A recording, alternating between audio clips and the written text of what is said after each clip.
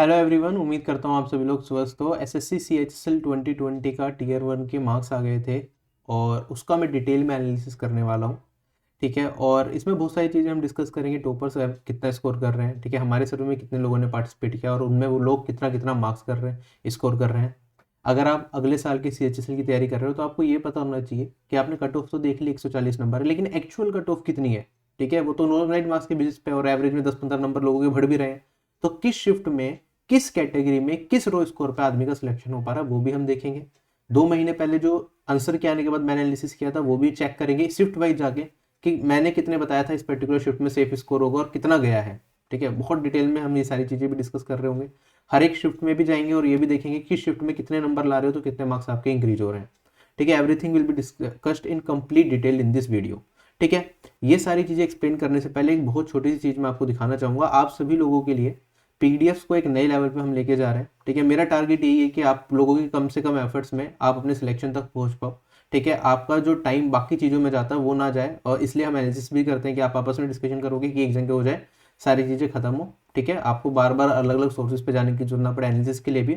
और पीडीएफ्स के लिए भी मेरा टारगेट यही रहता है कि मैं आपको इस तरह की पीडीएफ्स प्रोवाइड करूँ जिसके बाद आपकी सारी प्रॉब्लम खत्म हो जाए। आप कहते थे सर प्रिंटेबल पीडीएफ होनी चाहिए, जो एसएससी पीडीएफ देता है बहुत गंदी होती है, उससे सोल्व कर पाने में पहले ही आंसर मार्क्ड होता है। इतना सारा अगर प्रिंट निकालो तो इतना सारा स्पेस वेस्ट हो जाता है, साइड में कुछ और लिखा हुआ आता है, तो वो हमारे काम की नहीं है। तो उसके लिए मैं काफ़ी ज़्यादा मेहनत कर रहा हूँ पीडीएफ्स के ऊपर। और इस बार मैंने कुछ ऐसी पीडीएफ्स आपको दी हैं सीएचएसएल की जिसमें आप डायरेक्टली एज अ मॉक उन पीडीएफ्स को अटेम्प्ट कर सकते हो। मैं एक आपको छोटी सी झलक दिखाता हूँ कि कैसी हमने पीडीएफ बनाई है। जैसे सबसे पहले मैं यहाँ पे एसएससी सीएचएसएल की ही पीडीएफ आपको दिखाता हूँ। ये मैंने एसएससी सीएचएसएल की पीडीएफ खोली यहाँ पे। ये इसमें सारी की सारी 36 की 36 शिफ्ट मिल जाएंगी और किसी शिफ्ट में कोई भी आपको एरर नहीं मिलेगा। ऐसा नहीं होगा एक भी क्वेश्चन मिसिंग है या एक भी शिफ्ट ऐसी हो आगे पीछे हो गई कि एक शिफ्ट गायब है, 36 में से 34 शिफ्ट है, एक शिफ्ट में क्वेश्चंस गायब हो गए। वो सारे कोई एरर आपको इस पीडीएफ में नहीं मिलेंगे। एक ही पीडीएफ के अंदर 36 की 36 शिफ्ट। ये तो कंप्लीट पीडीएफ दिखा रहा हूँ मैं आपको, बाकी सेक्शनल पीडीएफ भी मैंने इसके टेलीग्राम चैनल में डाली है। अब इसमें और क्या क्या है, अब देखो यहाँ पे मैंने स्टार्टिंग में इंडेक्स भी लगा दिया। मान लो आपको ये 36 की 36 शिफ्ट दिख रही है, आपको कोई सी शिफ्ट पे जाना है, मान लो मुझे 9 अगस्त की शिफ्ट 3 पे जाना है या 5 अगस्त की शिफ्ट 1 जो कि सबसे मुश्किल शिफ्ट रही है उस पे जाना है। मैं इस पे क्लिक करूंगा, मैं आ गया 5 अगस्त की शिफ्ट 1 पे। ठीक है, आपको खुद जाके स्क्रॉल करने की अब जरूरत नहीं है, एक बार पीडीएफ डाउनलोड कर ली, सब कुछ आपको इसी पीडीएफ के अंदर मिल जाएगा। इसके अंदर वाटरमार्क बहुत ही ज्यादा लाइट रखा है कि आप प्रिंट निकालो वाटरमार्क लगभग गायब हो जाएगा, आपको दिखेगा भी नहीं। तो बहुत आसानी से आप प्रैक्टिस कर सकते हो। हर एक क्वेश्चन आपको मिलेगा, उसका सोल्यूशन यहाँ पे नहीं है। जैसे आप मॉक देते थे ना ऑफलाइन जब पेपर हुआ करते थे, सारे के सारे क्वेश्चंस आगे लास्ट में एक आंसर की बना दी, वैसे बनाए हैं हमने। ठीक है, एक एक क्वेश्चन, जैसे इंग्लिश लैंग्वेज के सारे क्वेश्चंस आपके यहाँ पे आ गए। इंग्लिश सेक्शन खत्म हुआ, 25 क्वेश्चन इंग्लिश सेक्शन के खत्म हुए। उसके बाद आपका रीजनिंग स्टार्ट हो गया, क्वेश्चन उसके फिर 4 ऑप्शन, फिर इस तरीके से चलेगा। सारी की सारी पीडीएफ आपको इस तरीके से प्रिंटेबल फॉर्मेट में मिलेंगी जिसे आप प्रिंट करके भी प्रैक्टिस कर सकते हो। साथ के साथ अगर आप चाहें, जैसे बाकी सेक्शंस में ज्यादा पेन चलाने की जरूरत नहीं पड़ती, लेकिन क्वांट सेक्शन है, आप देखो क्वांट सेक्शन की जो पीडीएफ है आपकी, ये भी प्रिंटेबल फॉर्मेट में। अब यहाँ पे जैसे आपको रफ कॉपी की जरूरत नहीं है, अगर आप क्वांट सेक्शन की प्रैक्टिस करना चाहते हो सीजीएल मेंस के लिए, उसके लिए तो आपने प्रिंट निकलवाया और यहाँ पे जो स्पेस बचा हुआ है ना, इस रफ स्पेस में, इसके अंदर आप इसका सोल्यूशन लिखना चाहें सोल्यूशन लिख लें, रफ वर्क करना चाहें रफ वर्क कर लें। ठीक है, तो इसके अंदर लिखोगे तो आपको बाद में भी काम पड़ जाएगा। जैसे कि अगर हम नोट्स बनाते हैं, नोट्स में क्या तो पहले क्वेश्चन लिखा फिर उसका आंसर लिखेंगे। यहाँ पे क्या होगा, ये पीडीएफ है, इसके अंदर ही यहाँ पे पूरा स्पेस बचा हुआ है आपके सिर्फ आंसर लिखने के लिए। वरना आप ऑनलाइन पढ़ रहे हो तो ऑनलाइन आपको ये सारे सेशंस मिल जाएंगे। ठीक है, अब ये क्या होगा, जैसे मैंने पूरे के पूरे 100 क्वेश्चन खत्म हुए। अब 100 क्वेश्चन खत्म होने के बाद ये आपको आंसर की मिलेगी। आप जहां पे भी नोट कर रहे हो सारे के सारे आंसर नोट करें, यहाँ पे चेक कर लिया कि कौन सा ऑप्शन आंसर क्वेश्चन आपका सही है, कौन सा नहीं है। सोल्व करने के बाद कोई दिक्कत आती है तो फेसबुक ग्रुप का लिंक डिस्क्रिप्शन बॉक्स में, वहां पे अपना क्वेश्चन पेस्ट करो, वहां पे काफी सारे अच्छे स्टूडेंट जुड़े हुए हैं, वो आपको उसका सोल्यूशन दे देंगे। साथ ही साथ ये तो हमने कहा कंबाइंड पीडीएफ। इसी तरीके से जैसे कंबाइंड पीडीएफ है, टेलीग्राम चैनल पे अगर आप जाओगे, ये हमारा टेलीग्राम चैनल है। ठीक है, मैं थोड़ा सा बैक हो जाता हूँ। इसके अंदर ये सीएचएसएल की सारी शिफ्ट मिल जाएगी। इसी तरीके से मैंने सीजीएल के भी आपको टीयर 2 के इंग्लिश और हिंदी दोनों लैंग्वेजेस में मॉक्स प्रोवाइड कर दिए, मतलब सोल्यूशन एंड मॉक आंसर की मिल जाएगी। एज अ मॉक आप प्रैक्टिस कर सकते हो, उनका प्रिंट निकाल सकते हो। और ऐसे ढेरों पीडीएफ है, जैसे रीजनिंग सेक्शन वाइज भी दे रखे मैंने, 36 सिर्फ रीजनिंग की हो गई। ठीक है, उसके बाद आपकी यहाँ पे जीके की, अब जीके की देखो थोड़ी सी और अलग है। अगर मैं जीके की पीडीएफ को यहाँ पे खोलता हूँ आपके सामने, अब जीके की पीडीएफ कैसे, क्योंकि जीके में होता क्या, मान लो आपको आगे प्रैक्टिस के लिए चाहिए या फिर आप ऑनलाइन स्क्रीन पे ज्यादा नहीं पढ़ सकते तो चारों ऑप्शंस की भी जरूरत नहीं है, तो मैंने डायरेक्टली यहाँ पे आंसर मार्क कर दिया। यहाँ पे क्वेश्चन है, यहाँ पे उसका आंसर है। और आगे जितनी भी मैं पीडीएफ आपको प्रोवाइड करूंगा, कोशिश करूंगा इसी फॉर्मेट में, प्रिंटेबल फॉर्मेट में आपको सारी की सारी पीडीएफ मिले। आंसर क्या आएगा आप मुझे शेयर करोगे और उसके बाद मैं इस तरह की पीडीएफ आप लोगों के लिए क्रिएट करवा दूंगा। ठीक है, तो काफी टाइम लगता है इन चीजों में, और एनालिसिस भी थोड़ा इसी वजह से लेट हो गया कि हम इस तरह की पीडीएफ पे काम कर रहे थे। ठीक है, अब एनटीपीसी क्या आएगी, एनटीपीसी की भी आपको इस तरह की पीडीएफ प्रोवाइड कर दी जाएंगी, सेक्शन वाइज पीडीएफ जो पिछली बार रह गई थी। अब फाइनल आंसर के आने के बाद मैं आपको एनटीपीसी की सेक्शन वाइज पीडीएफ भी प्रोवाइड करने की पूरी कोशिश करूंगा, और वो भी प्रिंटेबल फॉर्मेट में। ठीक है, तो अभी जो आंसर की जाएंगे उसमें मैं सारी चीजें बताता रहूंगा। बाकी टेलीग्राम चैनल ज्वाइन नहीं किया तो टेलीग्राम चैनल सबसे पहले आपको ज्वाइन करना चाहिए, क्योंकि सारा का सारा जो इंपॉर्टेंट इन्फॉर्मेशन है वो टेलीग्राम चैनल पे मिलेगी। कोई और एग्जामिनेशन है जिसकी आप आंसर की चाहते हो कि सर इसकी आंसर की भी प्रोवाइड करा दो, क्योंकि मैं तो एसएससी एग्जाम्स को जनरली देखता हूँ। ठीक है, काफी लोग मुझे बोलते हैं सर FSSAI एग्जामिनेशन का फॉर्म भरा, उसकी आंसर की नहीं मिल रही, क्या रेलवे के एग्जाम्स दिए हैं, इसके आंसर की नहीं मिल रही, सही फॉर्मेट में क्वेश्चंस नहीं मिल रहे, बड़ी गंदी सी वीडियोस मिल रही हैं। अब तो उनके साथ देखो दिक्कत क्या है कि मुझे अब नहीं पता होता कब आंसर क्या आ रही है, क्योंकि ज्यादा मैं फॉलो नहीं करता। बाकी आप मुझे मेल डाल दिया करो, या कोई और एग्जाम है जिसकी आंसर क्या आ रही है आप मुझे बता दिया करो कि सर इसकी आंसर क्या आउट हो गई, आप इसकी कंपाइल करके हमें दे दीजिए, वो मैं प्रोवाइड करा दूंगा। ठीक है, वो टेंशन मेरी है। ठीक है, तो ये काम आपको मुझे बताना पड़ेगा। अगर ऐसे एग्जाम्स के अलावा कोई और एग्जाम की आंसर की आपको चाहिए और उसकी आंसर की आउट हो चुकी है तो मैं आपको प्रोवाइड कराऊंगा, आपको बताना पड़ेगा। बाकी टेलीग्राम चैनल पे तो आईबी वगैरह के तो मैंने डाली रखे, इस साल के जितने भी पेपर हुए, जो भी रिपीटेड पेपर्स हुए, उन सब की आंसर की टेलीग्राम चैनल पे मिल जाएगी। और एसएससी एग्जाम्स की तो 2018 2017 ये सब भी मिल जाएगी। ठीक है, वो पुराने फॉर्मेट में, नए फॉर्मेट की जो आने वाली पीडीएफ होंगी वो होंगी। ठीक है, अब हम एनालिसिस वाले पार्ट पे आते हैं कि एनालिसिस क्या है। अब आप देखोगे जैसे कि ये ऐसी मैथ्स वगैरह की भी सेक्शनल पीडीएफ हैं, वो उसका डायरेक्टली जैसे मैथ्स का ही प्रिंट आउट निकालना है आपको टियर 2 के लिए, तो सेक्शनल पीडीएफ डाउनलोड करिए, उसके सॉल्यूशंस लास्ट में होंगे, आंसर की मतलब लास्ट में होगी, वहां से आप चेक करें कि आपने क्वेश्चन सही करा है या नहीं करा। ठीक है, जिसमें से बहुत ज्यादा टाइम आप लोगों का बचेगा, और प्रिंटिंग करवा के भी कर सकते हो अगर ऑनलाइन ज्यादा पढ़ने में दिक्कत आ रही है। ठीक है, वरना ऑनलाइन पीडीएफ से भी कर सकते हो प्रैक्टिस। अगर मैं बात करूँ यहाँ पे जो सर्वे था उसमें 3900 लोगों ने पार्टिसिपेट करा। ठीक है, अच्छा नंबर है, ज्यादातर लोग वही हैं जिनका कट ऑफ क्लियर हो चुकी है। ठीक है, और इसमें स्कोर कार्ड की लिमिटेशन थी कि आपको स्कोर कार्ड डालना ही था, क्योंकि तभी पता चल पाता नॉर्मलाइजेशन में आपने सही डेटा दिया या गलत डेटा दे दिया, जिससे कि एनालिसिस गलत ना हो। ठीक है, क्योंकि इस एनालिसिस के बेस पे कुछ बहुत ज्यादा चीजें तो हम नहीं कर रहे, बस ये देख रहे हैं नॉर्मलाइजेशन कैसा हुआ है, टॉपर्स ने कितना स्कोर किया, तो उसके लिए हमें एक्यूरेट डेटा की जरूरत होती है। अब टॉपर्स के स्कोर्स में भी बहुत सारी चीजें मैं आपको बताऊंगा कि क्या क्या चीजें हुई हैं। ठीक है, ये कुछ और एक्स्ट्रा डेटा है। सबसे पहले टॉपर्स पे आते हैं। सबसे ज्यादा जो स्कोर किया है वो है सचिन कुमार। इन्होंने एग्जाम दिया था 15 अप्रैल की, शिफ्ट 2 के अंदर। इन्होंने स्कोर किया नॉर्मलाइज्ड स्कोर इनका 199 मार्क्स आउट ऑफ 200। तो इस बार हमारे सर्वे में तो किसी ने 200 क्रॉस नहीं किया। ठीक है, एक आधी एंट्री थी 200 क्रॉस वाली, बट उनका स्कोर कार्ड अपलोडेड नहीं था सही तरीके से, तो वो मैंने डिस्कार्ड कर दी, मेरे ख्याल से वो फेक थी। तो आप देखोगे यहाँ पे 199.93, मतलब लगभग 200 नंबर सचिन कुमार ने स्कोर करे। 200 में से हाईएस्ट स्कोर इसका गया, इनका गया। पिछली बार तो सीएचएस में 210 तक भी नंबर गए थे टीयर 1 में, इस बार 200 क्रॉस नहीं हो पाए हैं। ठीक है, इसके बाद फिर सेकंड नंबर पे है 198 रो स्कोर, इनकी शिफ्ट दिख जाएगी, सब्जेक्ट वाइज आपको इनके मार्क्स दिख जाएंगे।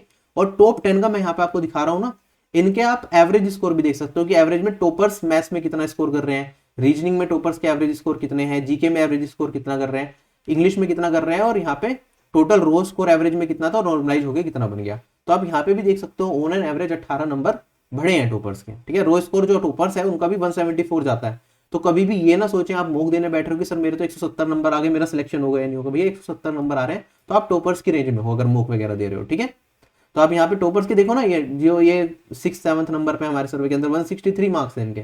ठीक है, मॉक में तो कई बार लगता है ऐसा देख के कि गंदे नंबर है, लेकिन ये हार्ड शिफ्ट में इतने नंबर है और नॉर्मलाइज हो गए 189 बन गए, 190 बन गए।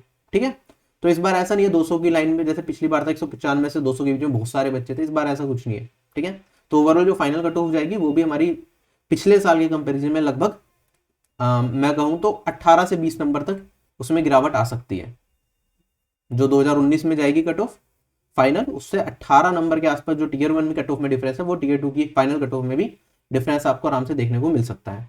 ठीक है, अगर मैं यहाँ पे बात करता हूँ, दो चीजें बहुत इंटरेस्टिंग है इस बार जीके सेक्शन में। भैया दो टॉपर ऐसे हैं जिनकी रैंक 1 है, उनके भी जीके में 50 में से 50 नंबर है हमारे सर्वे में, और जिनकी रैंक 3 इनके भी 50 में से 50 नंबर है। ये तो मैंने खुद वेरीफाई करा है।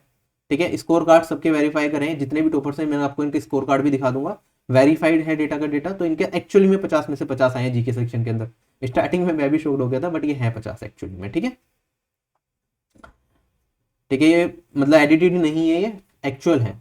ठीक है, अगर मैं बात करता हूँ ये रैंक 1 है, इनका स्कोर कार्ड आप यहाँ पे देख सकते हो। ठीक है 199। फिर रैंक 2 का स्कोर कार्ड ये रहा। रैंक 3 का टॉप 10 के सारे स्कोर कार्ड्स मेरे पास हैं जो आप यहाँ पे देख सकते हो। ठीक है, कोई भी एंट्री फेक नहीं है। अगर मैं आगे बात करता हूँ, ये आपने स्कोर कार्ड्स देख लिया, आपने ये भी देख लिया कि हमारे टॉपर्स में कुछ टॉपर ऐसे भी है जिनके जीके में सिर्फ 22.5 नंबर थे, तब भी वो टॉप 10 की लिस्ट मारे हैं। तो कभी भी इतना ज्यादा फोकस ना करें, ऐसा ना करें कि जीके पढ़ रहे हैं। बहुत सारे, अभी मेरे को एक स्टूडेंट था, मेरा मैथ्स पढ़ता था अनअकैडमी में मेरे से, उसने स्कोर कार्ड शेयर करा, उसके मैथ्स में 50, जीके में, रीजनिंग में 50, इंग्लिश में 50। आज दिन की जब सिलेक्शन पोस्ट क्लास चल तब की बात है, जीके में उसके 18 नंबर थे। और अगर नॉर्मलाइज स्कोर की बात करें, उसका नॉर्मलाइज होकर स्कोर 180 182 बन गया, तो आराम से सिलेक्शन हो ही जाएगा। ऐसे काफी सारे स्टूडेंट्स होते हैं। ठीक है, तो जो चीजें अपने हाथ में उसे सबसे पहले बेस्ट करते हैं, बाकी जो चीजें हाथ में नहीं है वो बाद में। अगर मैं बात करूं मिनिमम स्कोर हमारे सर्वे में कितना आया, हमारे सर्वे में एक एस्पिरेंट है जिनका मिनिमम स्कोर, रो स्कोर था उनका 11 नंबर, और नॉर्मलाइज होकर बन गया वो 38 मार्क्स। ठीक है, तो ये हार्डेस्ट शिफ्ट में इनका पड़ा होगा, और ये 11 का शिफ्ट 1 की बात है। ठीक है, तो कम मार्क्स थे इनके, काफी ज्यादा मार्क्स बढ़ गए, 11 के हो गए 38। अगर मैं बात करूं सबसे ज्यादा किसके बढ़े हैं, तो आप देखोगे यहाँ पे ये 5 अगस्त शिफ्ट 1 जो कि सबसे मुश्किल शिफ्ट है, इसमें एक जो मैक्सिमम इंक्रीज हुआ है, इनके 146.5 मार्क्स थे और नॉर्मलाइज होकर इनका स्कोर बन गया इतना। अगर आप 5 अगस्त की शिफ्ट 1 की बात करेंगे, तो 5 अगस्त शिफ्ट 1 में मेरे ख्याल से यही वो एस्पिरेंट है जिनका मैक्सिमम स्कोर गया है। ठीक है, तो ये वन ऑफ दी सबसे डिफिकल्ट शिफ्ट यही बनी हमारी। अगर मैं बात करता हूँ, एक शिफ्ट ऐसी भी थी 19 अप्रैल की शिफ्ट 1 जो कि सबसे इजी शिफ्ट थी, इसमें मार्क्स डिक्रीज हुए हैं, ऐसा नहीं हो बहुत ज्यादा डिक्रीज हुए हैं। जिनका रो स्कोर 91 था, 85 रह गया। इस शिफ्ट में हुआ क्या है, बेसिकली आपको पता है एक थ्रेशोल्ड पॉइंट होता है, उससे नीचे स्कोर करते हो तो मार्क्स डिक्रीज करने स्टार्ट कर जाते हैं, उससे ज्यादा करते हो तो इंक्रीज करते हैं। तो वो इस शिफ्ट में 110 नंबर के आसपास है, वो अभी मैं दिखाऊंगा आपको सारा डेटा, तो वहां से आपको क्लियर हो जाएगा। ठीक है, अब मैं बात करता हूँ आगे। यहाँ पे अगर मैं टोटल एस्पिरेंट्स की बात करूँ हमारे सर्वे में जिन्होंने पार्टिसिपेट किया, शिफ्ट वाइज आप देख सकते हो, टोटल जो फेक एंट्रीज रिमूव करने के बाद मेरे पास एस्पिरेंट्स बचे थे, यूनिक एंट्रीज वो थी 3866। इसमें कैटेगरी वाइज आप देख लो, UR, EWS, SC, ST, OBC के कितने कितने लोग थे। ठीक है, ये सारी एंट्रीज आपको दिख जाएंगी। अब ये किस लिए दिखा रहा हूँ, क्योंकि इनके एवरेज मार्क्स भी दिखा रहा हूँ मैं आपको कैटेगरी वाइज, इन्होंने कितना एवरेज स्कोर किया है। अगर मैं ओवरऑल की बात करूँ, हर एक शिफ्ट का एवरेज स्कोर आपको यहाँ पे दिख जाएगा जिन लोगों ने अभी सर्वे में पार्ट किया है।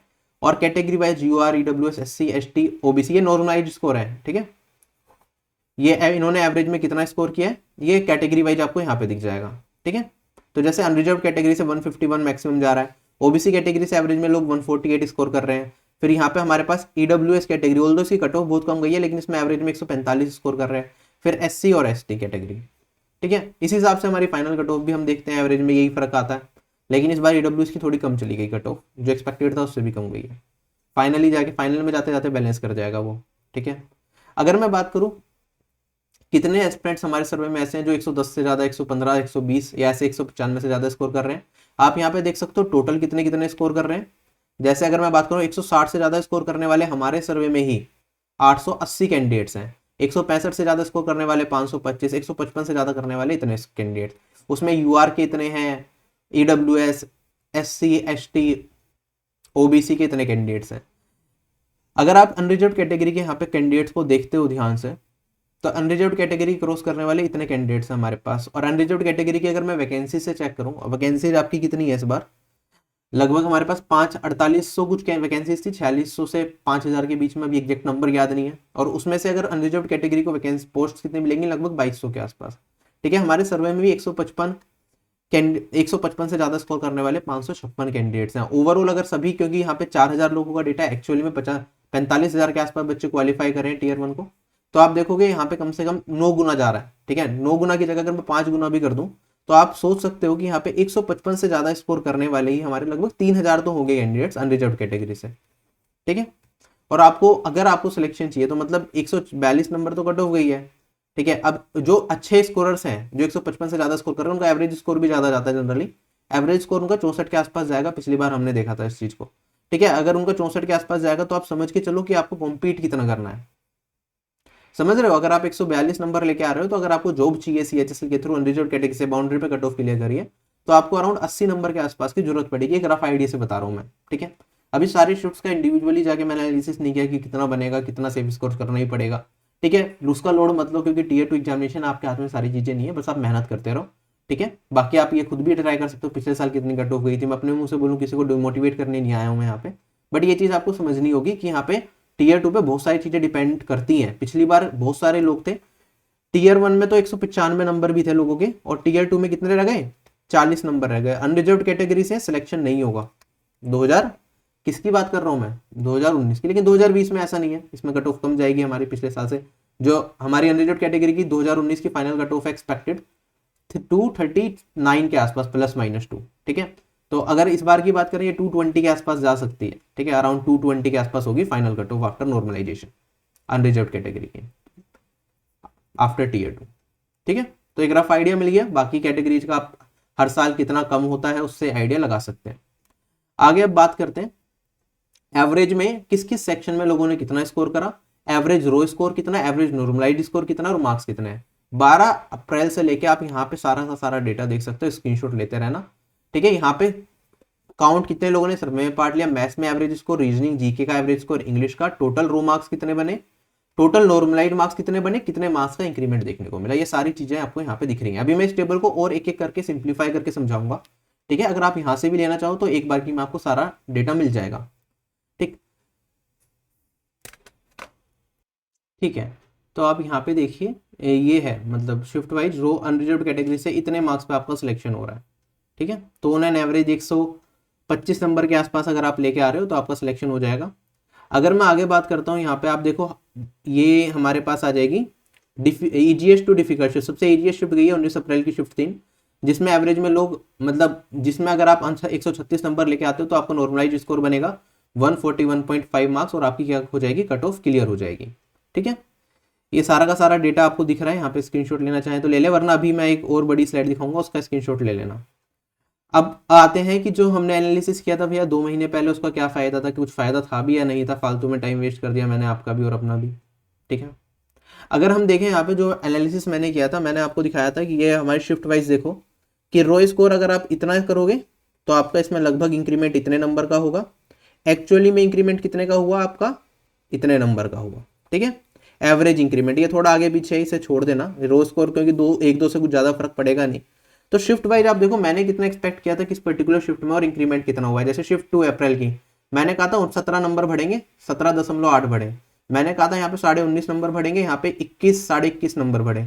मैंने कहा 15 नंबर बढ़ेंगे, यहाँ पे 19 नंबर बढ़े। 21 कहा था, यहाँ पे 20 बढ़े, 21 ही बढ़े पूरे के पूरे। ये 22 कहा था, 21 बढ़े।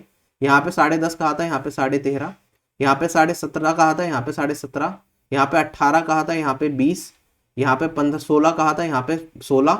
यहाँ पे 20 कहा था, यहाँ पे 20। तो जितना इंक्रीमेंट मैंने कहा था एक्सपेक्टेड इतना होगा इस पर्टिकुलर शिफ्ट में, अगर आप इसके आसपास नंबर ले आ रहे हो, मोर और लेस +-2 में उतना ही इंक्रीमेंट हुआ है, ठीक है। तो हम 2 महीने पहले ये प्रिडिक्ट कर पा रहे थे कि शिफ्ट में कितने कितने marks on an average increase कर जाएंगे, ठीक है। थोड़ा बहुत 19-21 तो होगा। अगर आप ये कहो कि सर आपने कहा कि 15.2 मार्क्स इंक्रीज होंगे और आपका फाइनल भी 15.2 इंक्रीज होगा, तो ये तो बेवकूफी होगी। थोड़ा बहुत तो चेंज आएगा, +-1 और 2 का तो आएगा। इतना ज्यादा डेटा, हम कितने डेटा से काम कर रहे हैं, हम 10,000 लोगों के डेटा पे काम कर रहे हैं। पेपर देते हैं 20 लाख 10 लाख बच्चे, 1% डेटा से ये सारी चीजें बता पा रहे हैं हम, तो ये भी अपने आप में एक अच्छी चीज है, ठीक है। तो नॉर्मलाइजेशन लगभग जैसा एक्सपेक्टेड था बिल्कुल वैसा ही हुआ। जो हार्ड शिफ्ट गई थी वो हार्ड गई, जो इजी गई थी वो इजी गई, ठीक है। अगर मैं बात करता हूँ यहाँ पे देख लो बाकी हार्डेस्ट शिफ्ट कहा तक कौन सी, 5 अगस्त की शिफ्ट 1, ठीक है। यहाँ पे सारे के सारे आपको डेटा ये दिख ही रहा है। चलो फाइनली उस पर दिखाता हूँ कट ऑफ पे। जो मैंने सेफ स्कोर बताया था आपको अनरिजर्व्ड कैटेगरी से, जैसे 12 अप्रैल की शिफ्ट 1 मैंने कहा था सेफ स्कोर है 121.59, सेफ स्कोर गया 121.5, 0.09% का सेफ स्कोर में डिफरेंस है, ठीक है, on the basis of raw score अगर मैं देखता हूँ, ठीक है। ये यूआर क्या लिखा है, ये 141.9 मार्क्स अनॉर्मलाइज बनेंगे, मतलब इस पे कट ऑफ क्लियर हो रही है। ओबीसी कैटेगरी की बात करें 118.9 बताया था और कि एक्सपेक्टेड होगा, और जो हमारी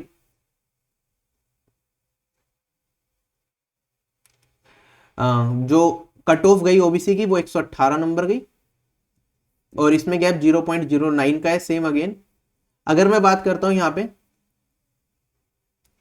ये शिफ्ट 2 की एक्सपेक्टेड थी कट ऑफ इतनी, गई इतनी, 3 नंबर मैंने ज्यादा बता दिया था सेफ स्कोर में। यहाँ पे 6 नंबर, यहाँ पे 7 नंबर, यहाँ पे 4, यहाँ पे 5, 2 5 2 4 1 6 1 7 1 3 2 2 5 2 3, इस तरह से ये सारी की सारी वैल्यूज आपको यहाँ पे दिख रही होंगी। तो ये चेंजेस आए हैं जो मैंने सेफ स्कोर बताया था, और सेफ में +-4 होता ही है।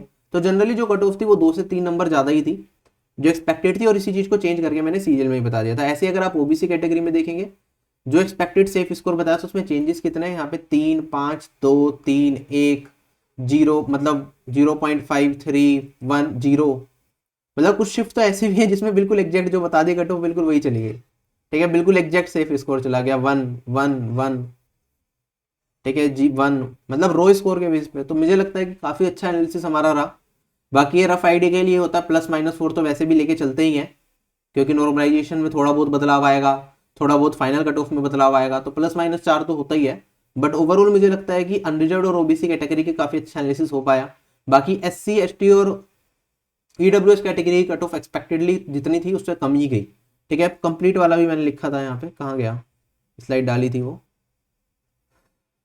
बाकी ये इतना ही क्लोज होता है एनालिसिस, बाकी इससे ज़्यादा क्लोज तो मैं एक्सपेक्ट भी नहीं करता। ठीक है, वैसे मैंने ये बताया था नॉर्मलाइजेशन के बाद लगभग इतनी जाएगी कट ऑफ अनरिजर्व्ड कैटेगरी की, इतनी एससी कैटेगरी की, इतनी एसटी, ओबीसी और इसकी। मेन तो क्या होता है, हम ओबीसी कैटेगरी और अनरिजर्व्ड कैटेगरी से सारी चीज़ें डिसाइड करते हैं, क्योंकि मैक्सिमम लोगों का डेटा इन दो कैटेगरी से आता है, बाकी कैटेगरी से बहुत ही कम लोगों का डेटा आता है। ठीक है, और अगर हम बात करें जो फाइनल ये आता है रिजल्ट, इसमें भी इन दोनों के बेसिस पे पिछले साल से कंपेयर करते हैं, कितना डिफरेंस था उतना डिफरेंस डाल देते हैं। तो पिछले साल जितना डिफरेंस मैंने यहाँ पे कट ऑफ में एक्सपेक्टेड में डाला था, पिछले साल उतना था, लेकिन इस बार चेंज कर दिया इन्होंने, तो इसलिए ये वाली चीज हमेशा आगे पीछे होंगी ही होगी। ठीक है, लेकिन यूआर और ओबीसी होता है मेन। ठीक है, अगर इसमें भी गड़बड़ है तो दिक्कत होती है। अगर मैं यहाँ पे ओवरऑल देखता हूँ तो यहाँ पे जो अनरिजर्व्ड कैटेगरी 145 थी, नॉर्मलाइजेशन के बाद यहाँ पे हमारे पास 142 वगैरह कुछ थी ना, 141.88 मतलब 142। यहाँ पे ओबीसी कैटेगरी की 141.5 या 139.5 चलेगी। तो 2-3 नंबर का जो फर्क है वही यहाँ पे हमने नॉर्मलाइजेशन के बाद भी देखा कि वही 2-3 नंबर का गैप आ रहा है। अगर मैं ओवरऑल आगे बात करता हूँ,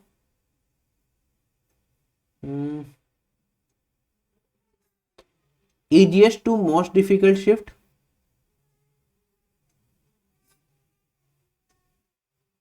इसमें अगर आप, एक स्लाइड और थी अच्छी खासी मैंने बनाई थी, just give me a moment.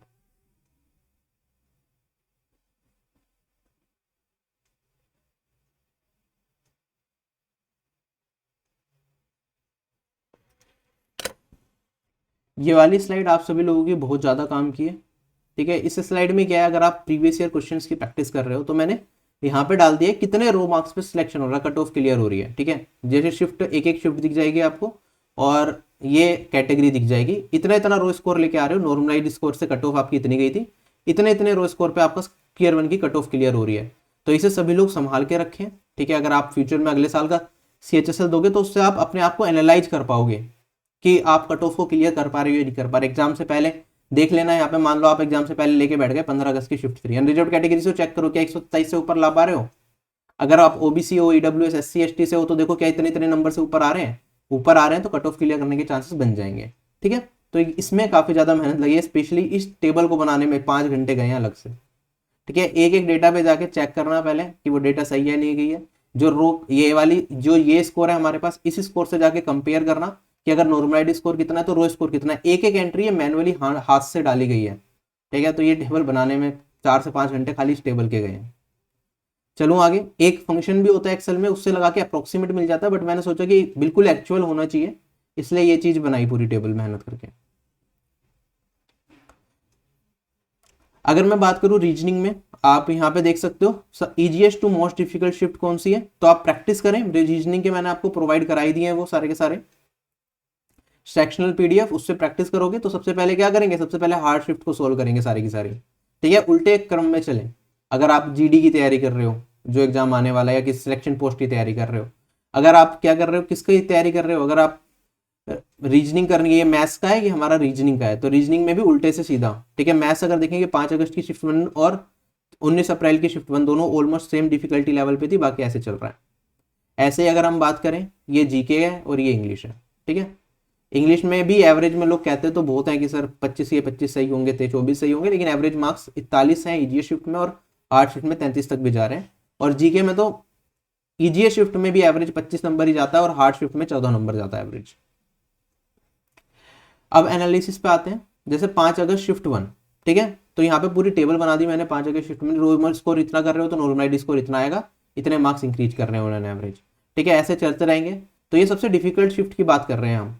तो जितना ज़्यादा आप स्कोर करोगे उतने ज़्यादा मार्क्स इंक्रीज करते रहेंगे। तो ये 38.33 मैक्सिमम है, इससे ज़्यादा भी कुछ लोगों का। तो मैंने पूरा सारा डेटा तो नहीं दिखाया, मैंने फिल्टर्स लगा के कुछ पर्टिकुलर एंट्रीज निकाल दी उसमें से, क्योंकि सारी एंट्री दिखाऊंगा तो यहीं पे 5 अगर शिफ्ट 1 की हमारे पास 150 कुछ एंट्रीज थी, तो वो देखने का कोई मतलब नहीं बनता। एक फिक्स्ड इंटरवल पे आपको मिल जाए डेटा, तो उस हिसाब से बनाया और ये ग्राफ प्लॉट करा है। आप देखोगे कम स्कोर करने पे कम मार्क्स इंक्रीज हो रहे हैं, ज्यादा स्कोर करने पे ज्यादा मार्क्स इंक्रीज हो रहे हैं। This is how normalisation works. ठीक है, 3 तरह के ग्राफ्स होते हैं। एक शिफ्ट ऐसी होती है जिसमें ज्यादा मार्क्स करने पे ज्यादा स्कोर बढ़ेंगे, एक होता है ज्यादा मार्क्स करने पे कम स्कोर बढ़ते हैं, और एक शिफ्ट ऐसी होती है जिसमें ऑन एन एवरेज सेम से ही मार्क्स सभी शिफ्ट में बढ़ रहे होते हैं। तो सारे दिखा देता हूँ।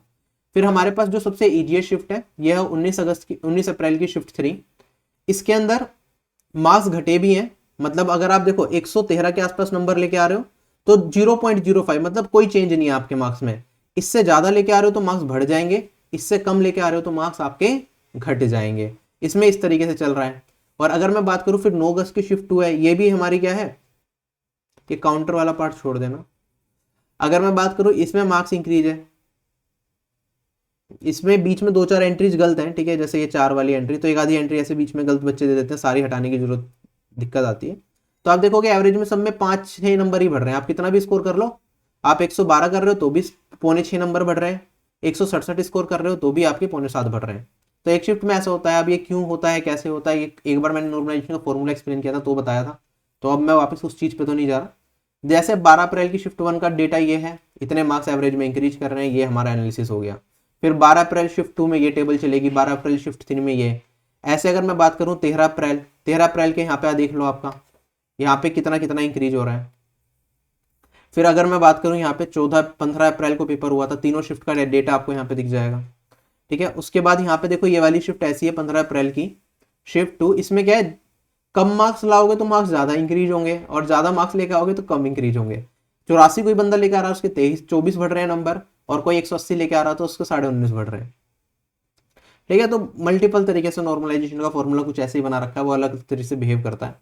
ठीक है, यहाँ पे 16 अप्रैल का डेटा है सारा का सारा। तो यहाँ पे मैंने मैक्सिमम शिफ्ट तो निकाल लिया था, फिर मैंने सोचा बाकी रफ आइडिया तो आपको पता ही है, तो एक एक में अब और में नहीं गया। फिर मैंने 12 अगस्त का शिफ्ट 1 डाल दिया यहाँ पे, 12 अगस्त का शिफ्ट ये लास्ट शिफ्ट है, और यहाँ पे 12 अगस्त का शिफ्ट 3 का डेटा। आई होप ये एनालिसिस आपको समझ आया होगा, अच्छे से चीज़ें क्लियर हुई होंगी, किस तरह से लोग स्कोर कर रहे हैं। ठीक है, कॉम्पिटिशन का लेवल क्या चल रहा है, एवरेज में कितने स्कोर में आपकी कट ऑफ क्लियर हो रही है। ठीक है, एवरेज में रीजनिंग में लोग कितना स्कोर कर रहे हैं, मैथ्स में कितना स्कोर कर रहे हैं, जीके में स्कोर कितना कर रहे हैं। ठीक है, तो एनालिसिस में सिर्फ इतना ही था। अगर कोई सवाल आपके हों जो आप चाहते हो मैं बताऊं, कमेंट सेक्शन में जरूर कमेंट के बताएं। नई पीडीएफ्स जो मैंने आपको प्रोवाइड करी है टेलीग्राम चैनल पे, जरूर बताएं कमेंट सेक्शन में वो आपको कैसी लग रही है, जिससे कि मैं आगे उन पर और काम कर सकूं। कोई फीडबैक है आपका, कुछ और इंप्रूवमेंट चाहते हो, कुछ और तरीके से टेक्स्ट को आप चाहते हो, तो वो भी हम प्रोवाइड कर सकते हैं। ठीक है, तो जय हिंद।